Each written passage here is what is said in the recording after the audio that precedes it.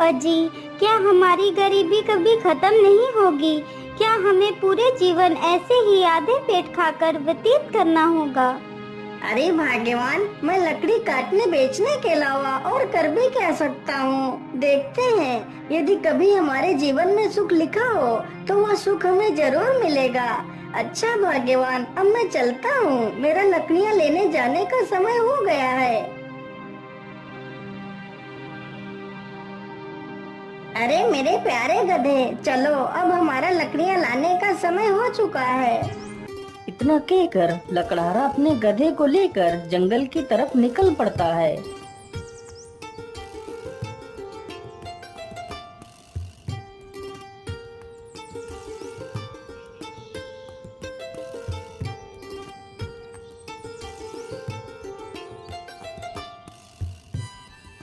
मेरे हिसाब से यही पेड़ ठीक रहेगा, चलो इसे ही काट लेता हूँ।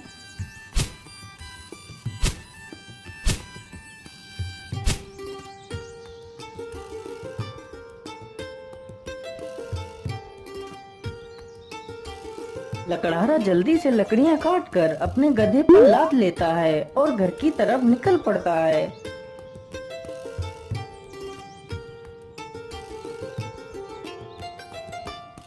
पानी, पानी, पानी, मेरी सहायता करो। अरे ये किसकी आवाज है? मुझे लगता है कोई तकलीफ में है। चलो चलकर देखता हूँ। लकड़हारा जल्दी से उसी ओर जाने लगता है जिस ओर से वह आवाज आ रही थी। पानी, पानी, पानी, मेरी सहायता करो। अरे ये क्या? ये तो एक तोता है, लेकिन यह तो पूरी तरह जख्मी हो चुका है। मैं ऐसा करता हूँ, इसे भी अपने साथ ही ले चलता हूँ। लकड़हारा जल्दी से उस तोते को उठा लेता है और उसे भी अपने साथ ले जाता है।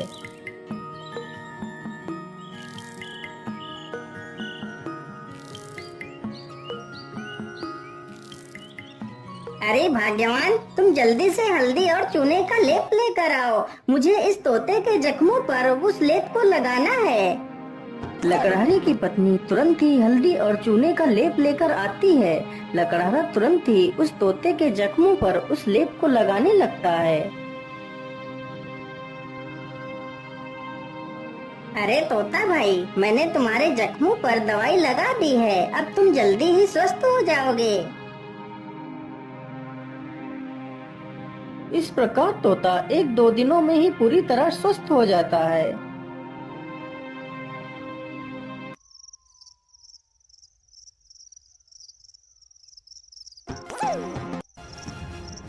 चलो आज तो इसी झोपड़ी में ही चोरी कर लेता हूँ। हो सकता है इस झोपड़ी में ही मुझे कुछ काम की चीज मिल जाए। इतना कहकर वह चोर उस झोपड़ी में घुस जाता है। तभी वह तोता उस चोर को देख लेता है। अरे मालिक, जल्दी से उठिए, देखिए चोर आ गया। अरे मालिक जल्दी उठो।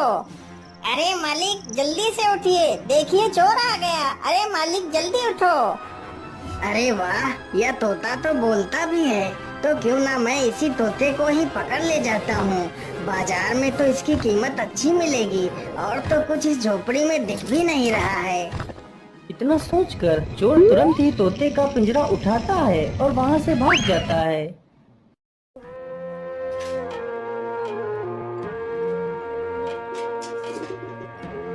चोर को चलते चलते रात से सुबह हो जाती है।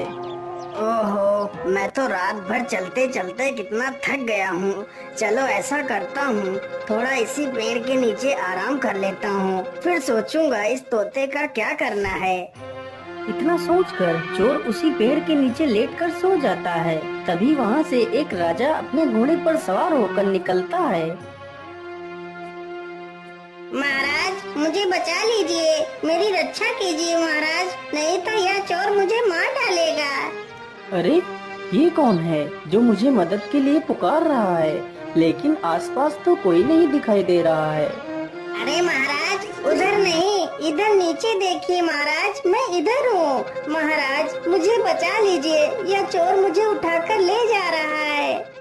अरे वाह, यह तोता तो बोल भी सकता है।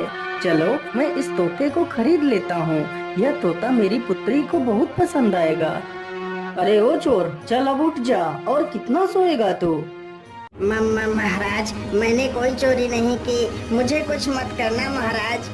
नहीं नहीं, मैं तुम्हें कुछ नहीं करूँगा। तुम यह तोता मुझे दे दो, मैं तुम्हें इसके बदले 100 सोने की मोहरें दूंगा। राजा की यह बात सुनकर चोर बहुत खुश हो जाता है।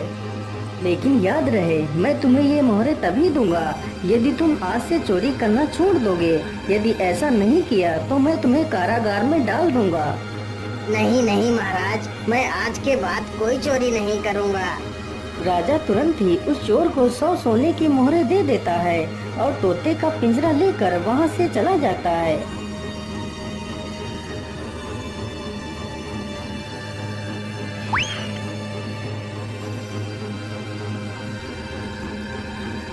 अरे राजकुमारी, तुम कहाँ हो? देखो मैं तुम्हारे लिए क्या लेकर आया हूँ। अरे पिताजी, यह तोता तो कितना सुंदर है। हाँ पुत्री, यह कोई ऐसा वैसा तोता नहीं है।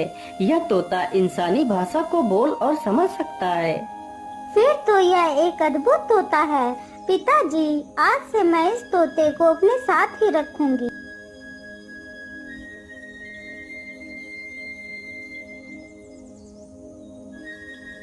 राजकुमारी रोज उस तोते को अच्छे अच्छे पकवान खिलाती, लेकिन तोते को उस लकड़हारे की बहुत ज्यादा याद आती रहती थी। अरे मेरे प्यारे तोते, मैं तुम्हें कुछ भी खिलाती हूँ, तुम उसे सही ढंग से क्यों नहीं खाते हो? क्या बताऊं राजकुमारी जी, मुझे इस पिंजरे में कैद हुए पूरा 1 महीना हो चुका है। मेरा मन भी आकाश में उड़ने को कर रहा है, लेकिन मैं इस पिंजरे में कैद हूँ। मैं क्या कर सकता हूँ?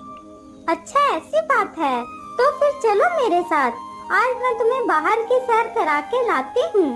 राजकुमारी तोते को जंगल में ले जाती है और उसे पिंजरे से बाहर निकाल देती है।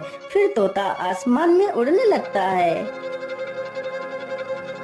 अरे ये क्या, ये पेड़ इतना चमक क्यों रहा है? क्या यह पेड़ कोई जादुई पेड़ है? अरे राजकुमारी जी, उधर देखिए, यह पेड़ इतना चमक क्यों रहा है? क्या यह कोई जादुई पेड़ है? अरे हाँ, मुझे तो लगता है ये कोई जादुई पेड़ ही है। चलो इसके पास चलते हैं। राजकुमारी तथा वह तोता दोनों उस वृक्ष के पास जाते हैं। राजकुमारी जैसे ही उस वृक्ष को स्पर्श करती है, तभी वह उस वृक्ष में समा जाती है। यह देखकर तोता हैरान हो जाता है। अरे राम राम राम, ये क्या हुआ? राजकुमारी तो पेड़ के अंदर चली गई। मुझे जल्दी से यह खबर राजा को देनी होगी।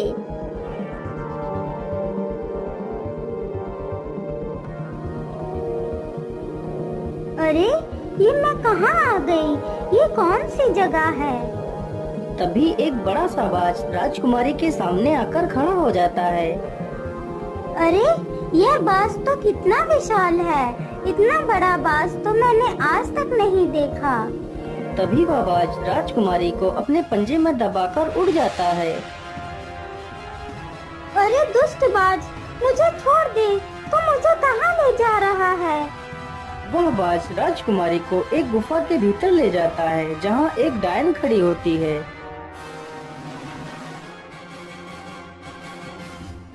अरे कौन है आप और मुझे इस प्रकार यहाँ क्यों लाया गया है? मुझे छोड़ दो, मुझे वापस जाने दो। चली जाना, चली जाना। इतनी जल्दी किस बात की है? तुम इस समय पाताल लोक में हो। यहाँ से निकलना इतना आसान नहीं है। तुम यहाँ से तभी बाहर जा सकती हो जब मैं चाहूँगी। यदि तुम यहाँ से बाहर जाना चाहती हो तो तुम्हें मेरा एक काम करना होगा। बोलिए, आप क्या काम करवाना चाहती हैं? राजकुमारी जी, तुम्हें मेरे लिए अमृत लाना होगा। लेकिन ये अमृत कहाँ मिलेगा? ये अमृत तुम्हें रंगी कंचन की पहाड़ियों में मिलेगा। लेकिन ये पहाड़ी कहाँ पर है? फिर वह डायन राजकुमारी को अमृत लाने का रास्ता बताती है। वह डायन अमृत पीकर अमर होना चाहती थी और पूरी दुनिया पर राज करना चाहती थी। उस डायन ने उस विशाल बाज को अपने बस में कर रखा था, जिससे वह सारे काम करवाती थी। डायन की ये सारी बातें सुनकर राजकुमारी वहाँ से अमृत लाने के लिए चल पड़ती है।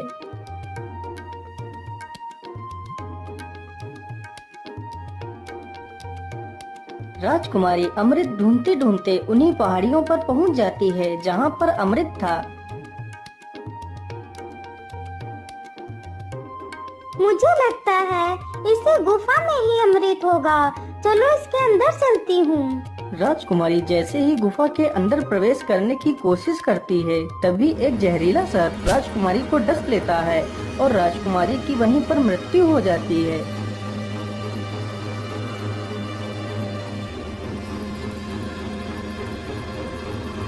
महाराज, यह वही पेड़ है जिसमें राजकुमारी समा गई है।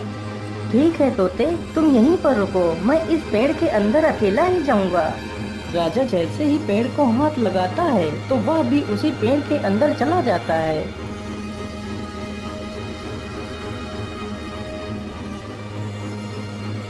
तभी वही बाज फिर से आता है और राजा को भी उठाकर उसी डायन के पास ले जाता है।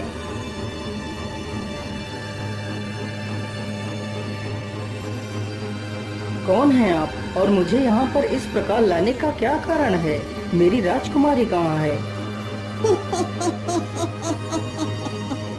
अरे महाराज, आप चिंता ना करिए, आप जल्दी ही अपनी राजकुमारी से मिलेंगे। उससे पहले आपको मेरा एक काम करना होगा। ठीक है डायन, मुझे जल्दी से बताइए, मैं तुम्हारे लिए क्या काम कर सकता हूँ। फिर वह डायन राजा से भी उसी अमृत को लाने की बात कहती है। ठीक है डायन, मैं तुम्हें वह अमृत लाकर दे दूंगा, लेकिन मेरी पुत्री को कुछ नहीं होना चाहिए। इतना कहकर राजा अमृत लाने के लिए चल पड़ता है।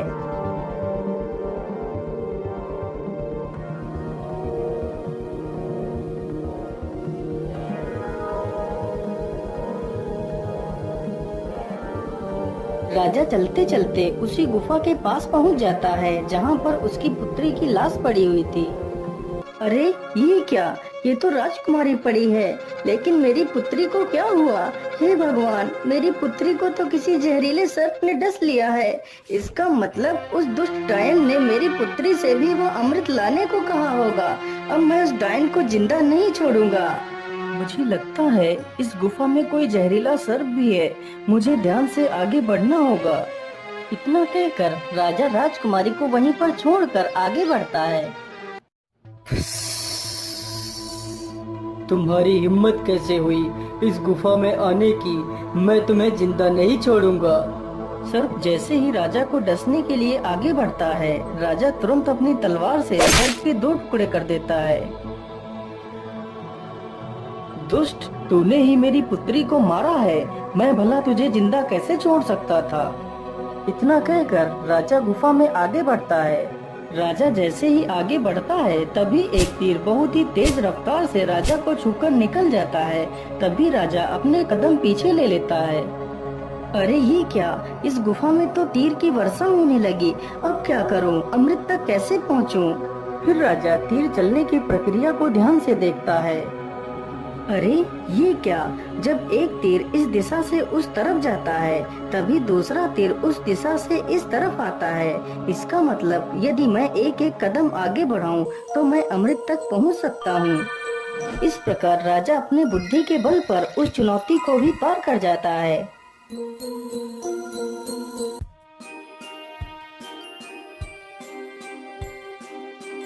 अरे वो रहा अमृत, चलो जल्दी से अमृत को ले लेता हूँ।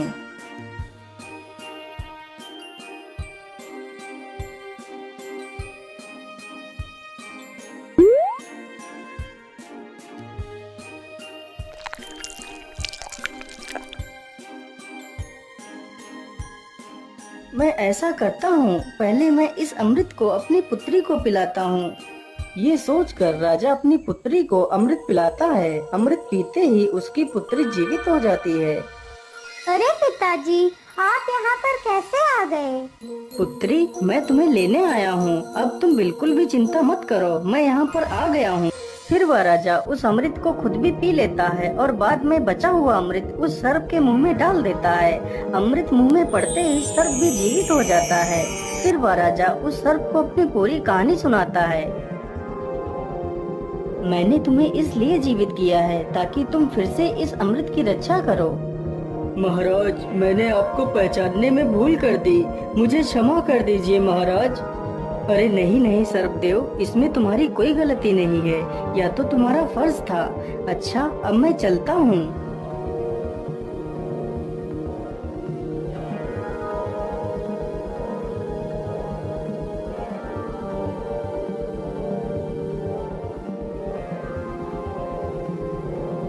राजा उस बोतल में अमृत के स्थान पर एक तालाब से साधारण जल भर लेता है और डायन के पास पहुंच जाता है। ये लीजिए डायन, मैं तुम्हारे लिए अमृत लेकर आ गया हूँ। अब मुझे बाहर जाने का रास्ता बता दीजिए। अरे वाह राजा, तुम तो कितने बहादुर हो। यह अमृत आज तक कोई नहीं ला सका। जो भी गया वह लौट कर नहीं आया और तुम तो अमृत लेकर आ गए। चलो चलो जल्दी से मुझे यह अमृत दे दो।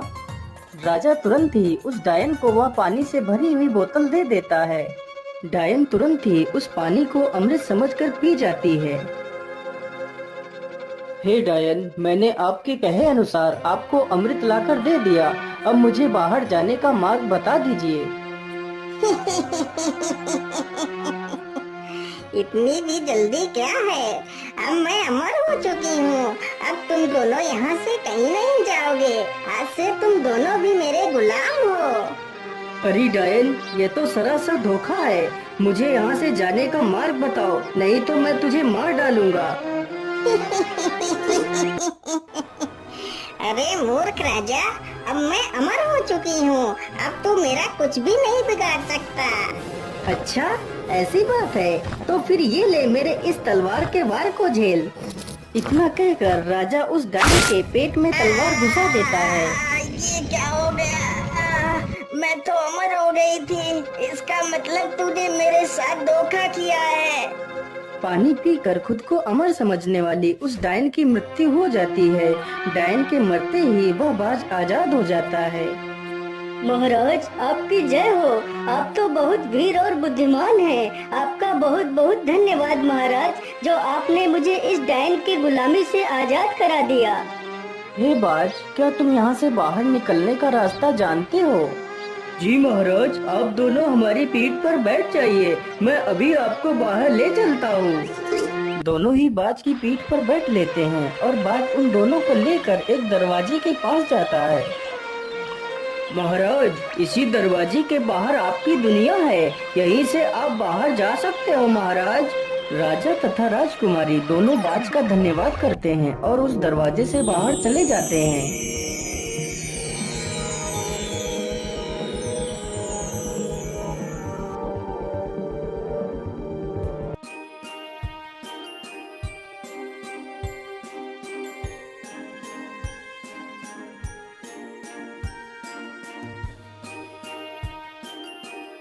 ये तोते, यदि आज तुम ना होते तो मैं कभी भी अपनी पुत्री को नहीं पा सकता था। इसलिए मैं तुमसे बहुत प्रसन्न हूँ। आज तुम मुझसे कुछ भी मांग सकते हो। महाराज, यदि आप मुझे कुछ देना ही चाहते हैं तो मुझे 1000 सोने की मोहरें देकर आजाद कर दीजिए। राजा ने ऐसा ही किया। तोते को 1000 स्वर्ण मुद्राएं देकर उसे विदा कर दिया। तोता वहाँ से उड़कर सीधा उसी लकड़हारे के पास पहुँच जाता है।